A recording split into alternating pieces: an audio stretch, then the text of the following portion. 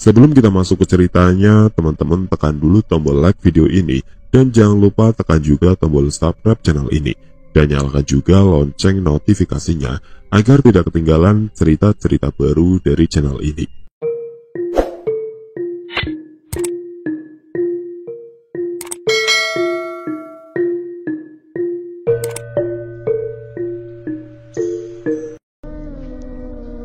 Cerita ini bukan aku sendiri yang ngalamin. Ada beberapa narasumber, tapi bakal aku jadiin satu. Dan jadi orang yang sama, biar nggak bingung. Kupijakan kakiku memasuki pelataran masjid mewah dan megah ini. Kuarahkan pandangan ke kubah berwarna emas dan hijau. Mataku menyapu seluruh tempat ini. Ya, di depanku sudah dibangun masjid yang besar dan megah. Tak kusangka dulu pernah singgah di sini, pernah kos di sini, di tanah ini. Pikiranku menerawang jauh, mengingat-ingat kejadian waktu itu, beberapa tahun yang lalu. Flashback 7 tahun yang lalu. Tak terasa waktu menunjukkan pukul 23. Sudah lama rupanya, aku mengerjakan mata pelajaran geologi yang rumit ini. Tiba-tiba terdengar suara perutku yang lapar. Segera aku pergi ke dapur untuk memasak mie goreng andalanku. Kunyalakan kompor sambil menunggu air mendidih. Kumainkan handphoneku dengan asik. Tiba-tiba aku mendengar suara tangis anak kecil. Segera aku mencari asal sumber suara tersebut. Kubuka jendela dan kulihat pekarangan rumah ini. Lebih tepatnya, tempat kosku ini. Ya, aku indekos di sebuah rumah yang pemiliknya adalah kakek dan nenek, berumur sekitar 60 tahunan. Rumah kuno dari kayu model joglo. Tujuanku kos saat itu karena sekolahku yang lumayan jauh dari rumah. Aku masuk sebuah SMA favorit terkenal, makanya aku semangat, meskipun membuatku jauh dari kedua orang tuaku. Aku kaget karena melihat anak kecil berkaos putih lusuh, memakai celana pendek berwarna gelap, wajahnya pucat, berkulit bersih, dan berambut lurus cepak. "Lihat apa kamu, nak?" Terdengar suara keras yang meninggi mengagetkanku. Aku hanya menelan ludah, belum bisa menjawab karena syok. "Sudah saya peringatkan kamu dari awal masuk sini, jangan sampai melihat atau ke pekarangan belakang, kok masih ngeyel?" Aku tetap tidak bergeming sedikit pun, karena selama yang ku tahu, kakek adalah seorang yang ramah dan banyak senyum, berbeda dengan kali ini. Saya... Semua penghuni kos berhamburan keluar menuju dapur, karena mendengar teriakan kakek memarahiku. Aku takut saat itu, dan malu karena aku baru masuk kos, sudah buat ulah. "Sudah malam, nak, ayo semua pada masuk kamar. Kamu juga, Mei," tutur kakek kepada kami semua, dengan suara lembut dan senyumnya yang berubah drastis. Setelah makan dan tugasku selesai, aku beranjak tidur. Aku masih memikirkan hal tadi. Kenapa kakek dan nenek tidak membuka pintu tersebut? Padahal kuliah di sana sangat nyaman dan teduh, dan ada sumur yang terlihat tua dan sudah tak terpakai, ditutup dengan kayu, serta ada bekas kamar mandi tak terurus di pojok sebelah sumur. Tak terasa aku sudah terlelap tidur. Aku bertemu anak kecil tadi dalam mimpiku. Dia terlihat menangis dan murung. Dia melihatku dan berjalan ke arahku, kemudian menarik tanganku untuk mengajakku bermain. Kami bermain bola dan petak umpet. Kulihat dia sudah mulai tersenyum dan ceria. Saat aku bermain petak umpet, aku jatuh, tersungkur di tanah lumpur. Anak laki-laki tersebut tertawa terbahak-bahak melihatku seperti itu. Aduh, ternyata aku terjatuh dari ranjang. Kulihat hari sudah terang. Sudah pukul 4.45. Aku segera ke kamar mandi, berwudu, untuk menunaikan kewajibanku sebagai seorang muslimah. Saat aku berwudu, kulihat tanganku ada beberapa luka dan ada lumpur di siku. Kuingat kembali ini lumpur dan luka yang sama seperti di mimpiku tadi. Di malam berikutnya aku bermimpi lagi bertemu dengan anak laki-laki ini. Bahkan berminggu-minggu setiap malam aku memimpikannya bermain bersama dia. Sampai aku tahu namanya. Iya, namanya Juna. Malam minggu pun tiba. Aku bersama anak-anakku sedang berbincang santai di teras rumah, ditemani gorengan dan teh hangat. Kami bercanda dan membahas seputar sekolah dan guru. Tiba-tiba teman kosku bertanya, "Mei, kemarin kenapa sih kok kakek marah sama kamu?" Aku menjelaskan seadanya. "Serius, Mai? Kita nggak pernah tahu kalau ada pekarangan di belakang. Malah nggak pernah dikasih tahu sama sekali," celetuk salah seorang temanku. Lalu aku bertanya, "Kakek nenek punya anak apa enggak sih?" "Ya punya, Mei. Anaknya laki-laki, tapi katanya sih meninggal waktu umur 10 tahun. Namanya Juna." Lah, sama dong dengan anak yang kulihat di sumur tempo hari, yang datang di mimpiku dan main bersamaku belakangan ini. Dia juga anak laki-laki, berumur sekitar 10 tahunan. Dan namanya Juna. Batinku. Di sini rasa penasaranku dimulai. Ada apa sebenarnya di sana? Aku memang bisa melihat, merasakan, dan mendengar mereka. Aku merasa ada yang tidak beres di sini. Dan aku perlu menyelesaikan hal ini. Tak terasa sudah larut malam, kami satu persatu mulai masuk kamar, tak terkecuali aku. Aku pun terlelap dalam tidurku, hingga aku bermimpi. Iya, mimpi yang sama. Juna datang dan mengajakku bermain seperti biasa. Di situ aku hanya diam, karena aku merasa ada yang Juna sembunyikan. "Pak, ayo dong naik sepeda." Aku hanya menatap anak kecil di depanku ini dengan rasa penasaran, penuh tanya. "Kok diem aja sih, Mbak? Ayo dong main." Sambil merengek, Juna menarik-narik lengan bajuku. "Enggak, kamu loh bohong ke Mbak. Kamu ada yang disembunyikan dari Mbak kan? Mbak enggak suka sama Juna. Mbak enggak mau main sama Juna lagi," jelasku. Juna terlihat menunduk sedih. Terlihat dari bibir Juna yang ingin bercerita, namun seolah menahannya. Juna mencoba membujukku untuk bermain lagi, karena dia juga bingung, bercerita atau tetap menyembunyikannya saja. "Mbak udah tahu, kamu anaknya Mbah Rohman kan? Mbak ingin kamu bicara jujur." Juna masih terdiam, menatapku dengan wajah pucatnya. Aku mulai beranjak pergi, hendak meninggalkannya, karena aku tidak ingin memaksa dia untuk bercerita. "Iya Mbak, aku mau bercerita." Mata Juna berlinang air mata, sambil meraih tanganku agar aku tidak pergi. Di situ Juna bercerita tentang apa yang menimpa dia. Cerita Juna. Juna adalah seorang bocah kelas 4 SD. Dia sangat nakal, karena memang orang tuanya yang memanjakannya. Maklum, dia anak satu-satunya. Karena kenakalannya dia sering bermain sendiri dan tidak punya teman. Hari Minggu adalah hari yang pas untuk bermain. Juna bermain di pekarangan belakang rumah. Dia hendak mencuci sepedanya di dekat sumur, karena memang tidak ada keran air ataupun PDAM saat itu. Dia hanya mengandalkan ember. Tiba-tiba, jebur, Juna terjebur dari sumur.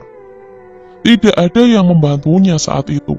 Ayahnya atau kakek Rohman sedang ikut kerja bakti, sedangkan ibunya, Nenek Sita, ke pasar.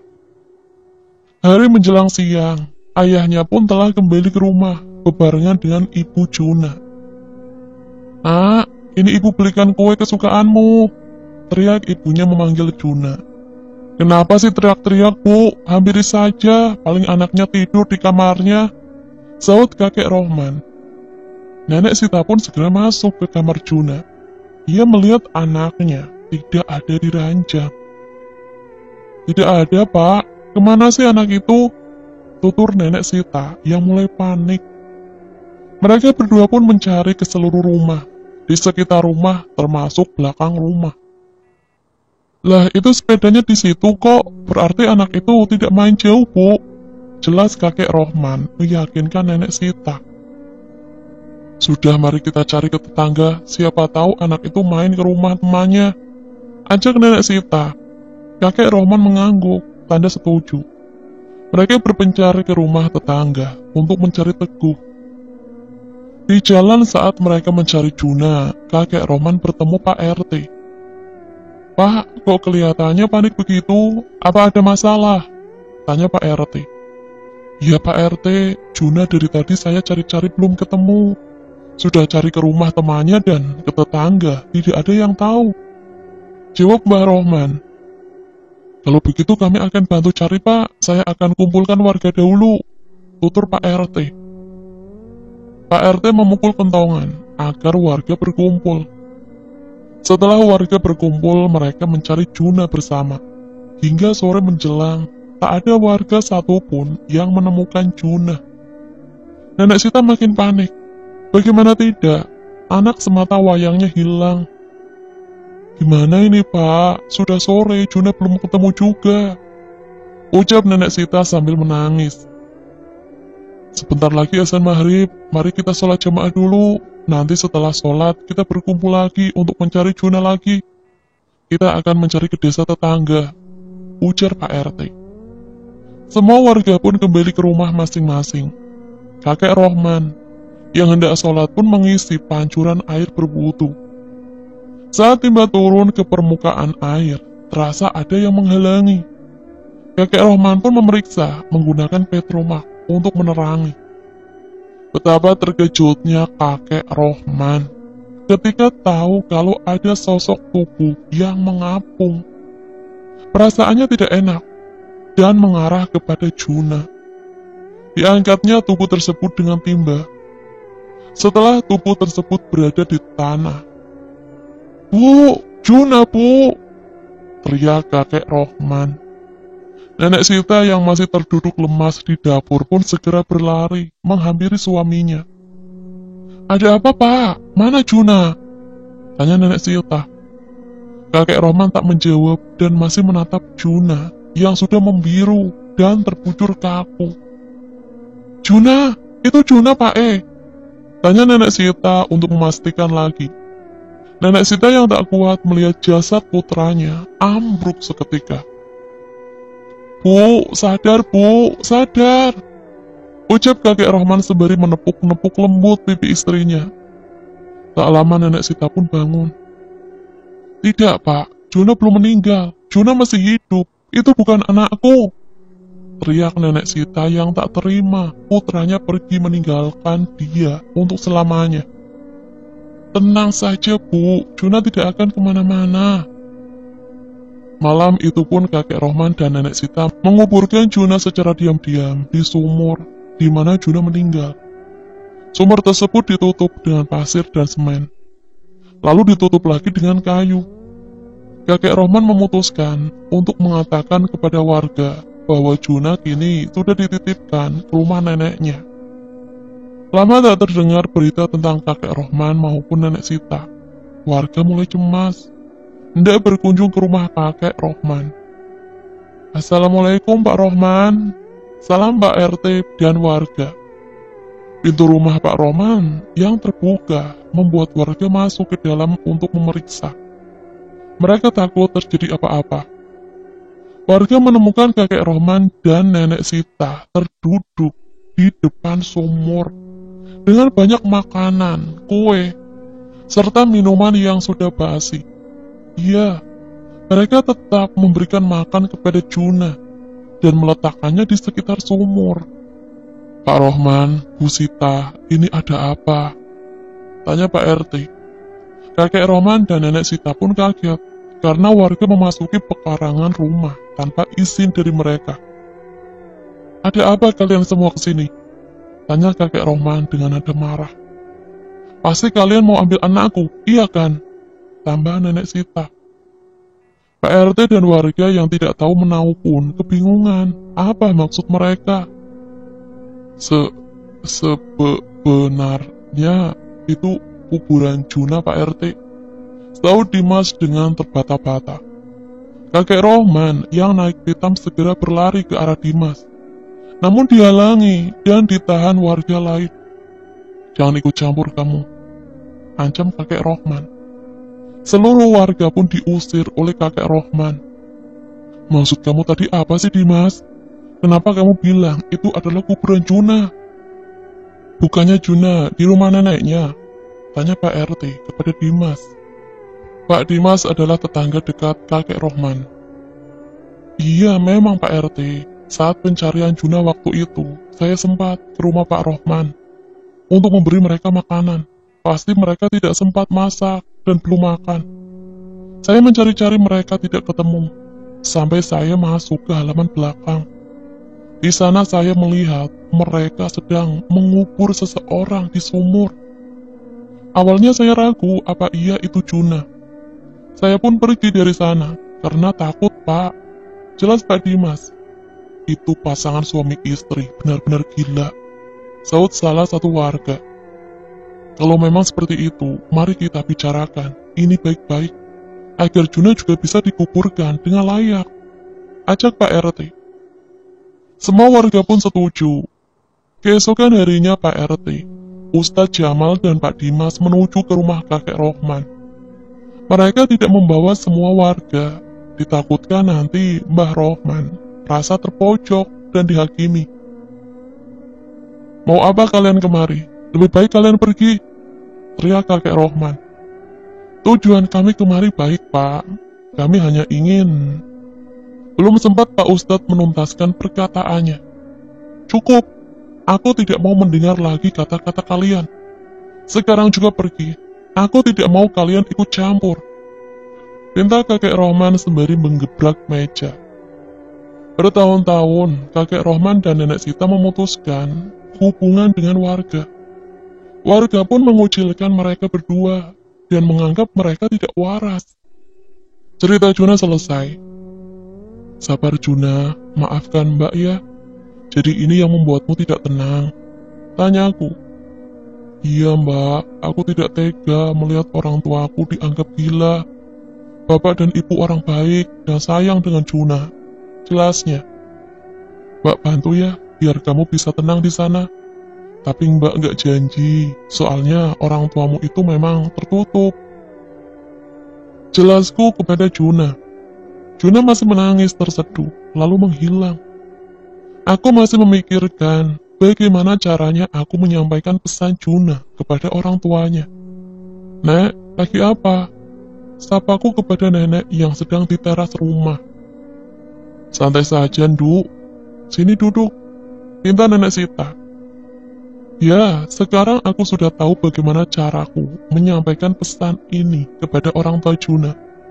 Dengan cara aku mendekati nenek Sita dengan perlahan. Nenek Sita yang baik dan lemah lembut. Begitulah aku mengenalnya selama ini. Berbeda dengan Mbak Rohman yang tegas, keras, dan sangat tertutup. Setiap hari aku mulai mendekati nenek. Selama berminggu-minggu, saat aku merasa nenek sudah nyaman denganku, aku pun mulai berani mengungkit soal Juna. Kamu tahu Juna dari mana? Tanya nenek Sita yang saat itu kaget. Aku menceritakan semua yang aku alami dengan Juna. Awalnya nenek sama sekali tidak percaya padaku.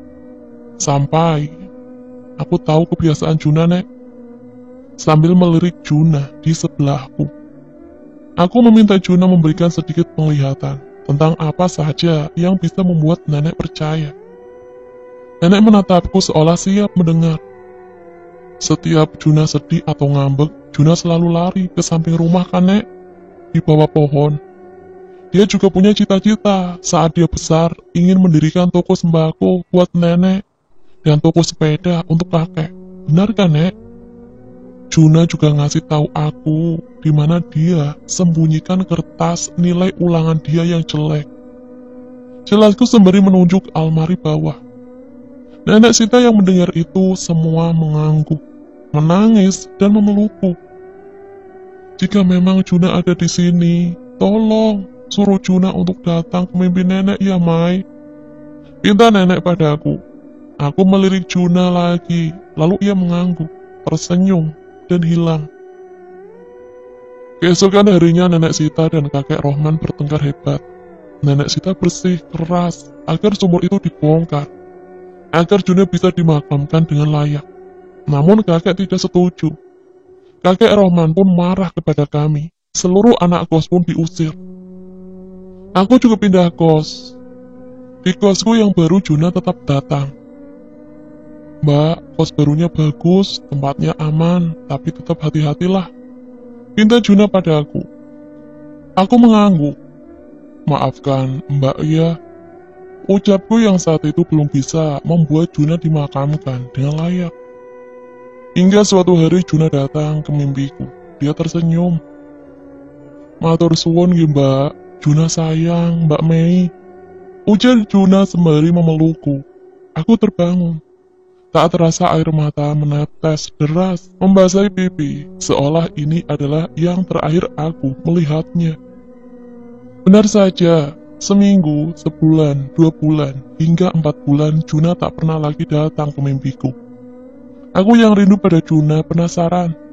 Akhirnya aku iseng main-main ke kos lamaku, rumah kakek dan nenek, rata dengan tanah. Tak ada rumah yang dulu aku tinggali untuk kos. Aku pun mencoba mencari info mengenai rumah kakek Rohman. Aku memasuki warung sekedar untuk makan dan bertanya, Bu, itu rumah kakek Rohman kenapa sekarang rata dengan tanah? Tanyaku kepada ibu penjaga warung. Ibu itu pun menjelaskan padaku bahwa nenek sudah meninggal setelah 7 hari kakek Rohman meninggal. Sebelum nenek meninggal, nenek meminta pada warga untuk menguburkan jasad Juna dengan layak, dan makam mereka bertiga disandingkan. Aku pun berjalan pulang dengan hati yang sedih, kaget, tapi di sisi lain aku bahagia, karena Juna sudah dimakamkan dengan layak.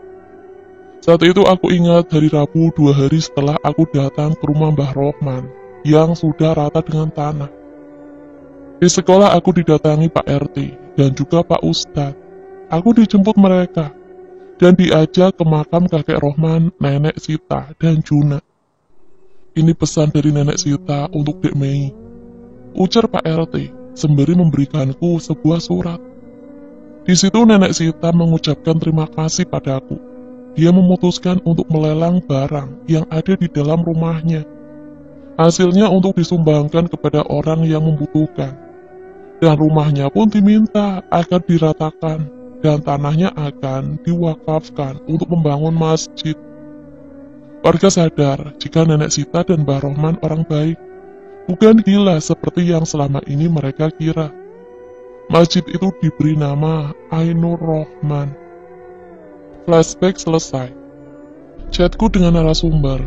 Pas baca cerita dari dia, aku ikut nangis, sedih. Ya, masjid di tanah aku berdiri saat ini. Disinilah tempat aku kos 7 tahun yang lalu, di mana aku mengalami kejadian yang tak pernah kulupakan. Kejadian yang bisa membuatku belajar jika sayang itu tak cukup untuk selalu bersama. Sayang yang sesungguhnya adalah ketika kita membuatnya bahagia. Setelah selesai sholat asar, aku pun melanjutkan perjalananku lagi menuju kampung halamanku. Ya, setelah lulus kuliah aku bekerja di ibu kota. Dan saat ini aku akan pulang karena sangat rindu dengan keluarga. Terlebih 2 minggu lagi adalah hari kemenangan orang muslim, Hari Raya Idul Fitri. Aku menunggu ojek online pesananku, sembari duduk di depan masjid. Perjalananku menuju rumah memakan waktu sekitar 45 menit. Dengan Mbak Mei, sapa ojol yang sudah di hadapanku. Aku tercengang, kaget. Bukan karena bapak ojol yang datang tiba-tiba, tapi sosok yang di belakang bapak ojol ini. Iya, Pak, saya. Jawabku terbata-bata dengan mata masih menatap sosok itu. Aku yang kebingungan antara mau naik atau tidak. Aku tidak mungkin membatalkannya. Sebentar ya Pak, ada barang saya yang ketinggalan di tempat wudhu. Pilahku. Padahal aku hanya ingin mengalihkan perhatian sosok tersebut agar mau aku ajak komunikasi dan pergi dari motor. Sosok itu sangat menyeramkan. Tubuhnya seperti anak kecil, tapi wajahnya seperti orang tua, keriput. Seluruh kulitnya berwarna merah gelap, tidak mempunyai daun telinga. Mulutnya menganga, lidahnya pendek sekali. Tidak, lidahnya tidak ada. Air liur kuning kecoklatan menetes terus-menerus dari mulutnya, mengeluarkan bau busuk. Aku pun berhasil memancing makhluk ini ke kamar mandi. Untuk apa kau di sana? Tanya aku. Aku hanya ikut bapak itu. Waktu itu dia lewat di tempatku. Aku tak sengaja terbawa olehnya. Jawabnya. Pergilah, jangan mengganggu manusia. Pinta aku. Pergi. Tidak. Aku sudah nyaman bersama orang itu. Ujarnya. Rupanya kau makhluk jahat ya. Baiklah, aku akan membakarmu. Ancamku. Aku pun mulai berdoa memohon kepada Allah agar bisa memusnahkan makhluk ini. Ampun, ampun. Baiklah, aku akan pergi. Teriaknya bersama hilangnya makhluk itu. Alhamdulillah, untung saja makhluk itu bukan jin yang kuat. Batinku. Aku pun bergegas keluar masjid dan menghampiri bapak ojol yang sudah menunggu lumayan lama. Sudah Pak, mari, maaf ya Pak tadi lama. Ujarku sembari menaiki motor. Iya nggak masalah Mbak, sudah 2 hari badan saya berat sekali. Tapi setelah saya tadi duduk-duduk di masjid itu, badan saya ringan. Kembali seperti biasanya Mbak. Jelas Bapak ojol. Oh, Alhamdulillah Pak, mungkin Bapak memang butuh istirahat. Memangnya 2 hari yang lalu Bapak habis narik di mana? Saya antar penumpang ke daerah terpencil yang melewati hutan kecil Mbak. Pulang dari situ terasa beratnya bau saya. Jawab Pak ojol. Tak terasa aku pun telah sampai di depan rumah. Aku memberikan helm dan uang kepada Bapak ojol. Terima kasih Pak, jangan lupa tetap berdoa ya Pak. Setelah masuk rumah, sepi, tak ada orang. Ayah dan ibuku belum pulang dari ladang. Orang tuaku seorang petani, memiliki sawah sendiri. Di desaku sangat susah mencari buruh tani, karena kebanyakan dari mereka sudah bekerja di pabrik. Sehingga kedua orang tuaku harus turun tangan sendiri untuk mengurus sawah. Rumah ini masih sama seperti terakhir saat aku meninggalkannya setahun yang lalu. Tak ada yang berubah. Hening, sepi, nyaman dan sejuk. Sebelum aku melihat kelebatan bayangan hitam menuju dapur. Ah sudahlah, mungkin mereka hanya ingin menyambutku, batinku. Setelah masuk kamar, aku pun meletakkan tas dan sepatuku. Lalu bergegas ke kamar mandi. Kamar mandi ada di dalam kamarku. Sekedar mencuci kaki, tangan, dan cuci muka. Setelah selesai aku merebahkan badan. Kulihat gawaiku saat itu masih jam 16.50. Sebentar lagi kedua orang tuaku datang. Tiba-tiba suara pintu berderit. Pintu yang sedang dibuka seseorang. "Bu, ya," panggilku. Karena kupikir itu pasti orang tuaku yang datang dari ladang. Kulihat sekelebat bayangan 2 orang melewati kamarku. Kamar kedua orang tuaku di samping kamar setelah kamarku yang berada di depan. Aku mendengar aktivitas 2 orang sedang mengobrol. Gemericik di kamar mandi juga. Mungkin ayah dan ibuku tidak mendengar suaraku, batinku. Aku pun melangkah keluar kamar untuk menemui mereka. Rasa rinduku kepada kedua orang tuaku tak bisa menunggu lagi. Kubuka pintu kamarku. Aku melihat ke arah dapur. Gelap. Lampu masih mati. Kulihat ke arah pintu utama, rumah itu tertutup. Padahal aku yakin, suara tadi setelah pintu terbuka. Ayah dan ibuku tak menutupnya. Aku berjalan menuju dapur. Kosong, tak ada siapapun di sana. Ku periksa kamar mandi, kering, sama sekali tak ada tanda ada orang yang masuk, apalagi menyiram air, walau setetes. Aku terdiam. Apalagi ini, baru pulang sudah diganggu, batinku. Aku hendak akan beranjak ke kamarku lagi, sebelum... Assalamualaikum, Dok, kamu udah datang. Salam ayahku dengan membawa kantong kresek di tangan kirinya, sedang tangan kanannya untuk menyambut tanganku yang hendak menyalami beliau. Iya ya, baru aja datang. Ibu kemana ya? Tanyaku sembari keluar rumah mencari ibu. Ibumu nggak ikut pulang, nanti ada 100 harinya mbahmu kan? Jadi bantu-bantu di sana. Ini makanan buat nanti buka. Jelas ayah sembari meletakkan kantong kresek tersebut di atas meja. Terus Wahyu kemana ya? Tanyaku lagi. Kayak nggak tahu adikmu saja, Mei. Anak itu kalau nggak keliaran, mungkin nggak hidup. Jawab ayahku sembari tertawa terbahak-bahak. Tetap aja ya anak itu, ejekku. Wahyu adik laki-lakiku, dia masih kelas 2 SMK saat ini. Dia juga sensitif, namun tak bisa melihat mereka dengan jelas sepertiku. Hanya bisa merasakan kehadirannya. Jika ditanya kemampuan ini didapat dari siapa? Dari kakekku, jawabannya. Kedua orang tuaku tak mempunyai kemampuan ini. Aku menganggapnya ini bukan kemampuan, bukan gift, bukan juga istimewa, tapi bagiku ini adalah penyakit yang harus disembunyikan. Meskipun sudah berkali-kali aku mencoba menghilangkannya. Selesai sholat berjamaah bersama ayah, aku menyiapkan makanan yang tadi ayahku bawa. Kita buka bersama sembari berbicara tentang kehidupanku di ibu kota. Setelah selesai berbuka, aku dan ayahku pun bersantai di teras rumah sembari menunggu azan Isya dan untuk sholat taraweh. Tenang dan sunyi, sebelum aku melihat tetanggaku berlari. Ayub, mau kemana kok lari-lari? Tanya ayahku kepada Mas Ayub, saudara Mbak Santi, yang membuatnya berhenti. Mau ke Mas Darmo ini Pak D, Santi kambuh. Jawabnya dengan napas terengah-engah, lalu berlari lagi meninggalkanku dengan ayah yang masih bingung. Oke teman-teman, sekian untuk cerita kali ini. Bagaimana menurut kalian tentang kisah ini? Tulis komentar kalian di kolom komentar. Dan bagi teman-teman yang baru bergabung, jangan lupa untuk like, komen, share, serta subscribe channel ini. Dan nantikan kisah-kisah horor lainnya. Wassalamualaikum warahmatullahi wabarakatuh.